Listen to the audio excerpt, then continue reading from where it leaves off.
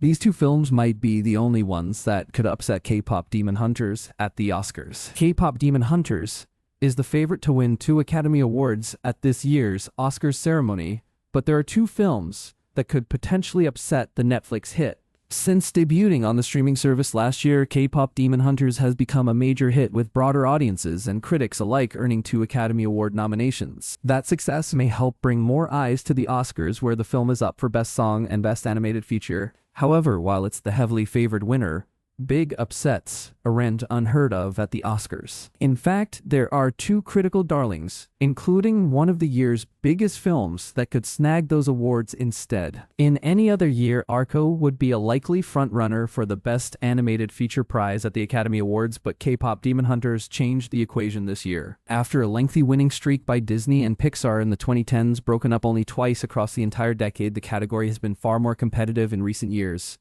That's consistent with 2 of the critically acclaimed entries this year, Arco and Zootopia 2. In that race, Arco's Hollywood-backing Studio Ghiblis influenced visuals and powerful storytelling would have likely given it an edge over the fun mystery narrative from Disney. However, K-pop Demon Hunters was too big of a hit to ignore. Especially after it so thoroughly dominated the pop culture conversation, K-pop Demon Hunters seems like a natural winner. It helps that the film is also incredibly well made, and a complete blast, setting itself up to be a worthy winner. If anything is going to upset it, and would arguably deserve the award just as much, it would be Arco. It's a terrific story that can match K-pop Demon Hunters' musical charm and stylized approach with emotional depth and visual wonders, but even then, it feels like a long shot. K-pop Demon Hunters has been a dominant force in pop culture all year, and that will likely carry it to the finish line for Best Animated Feature. It's been impossible to escape K-pop Demon Hunters since the summer, with the film's debut on Netflix turning the soundtrack into a series of radio hits.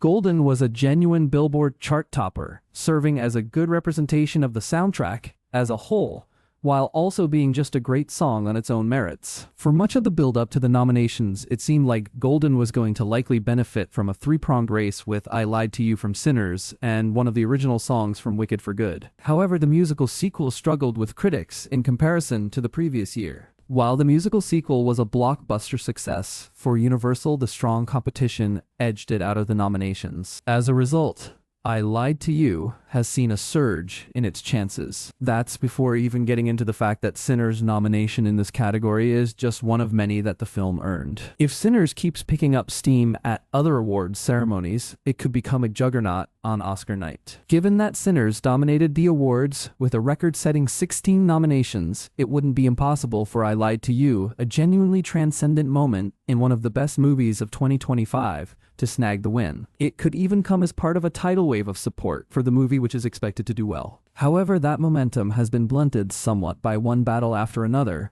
which is still expected by many to be the frontrunner for plenty of awards. This might undercut momentum spilling into every other category. I Lied to You only suffers because of the competition.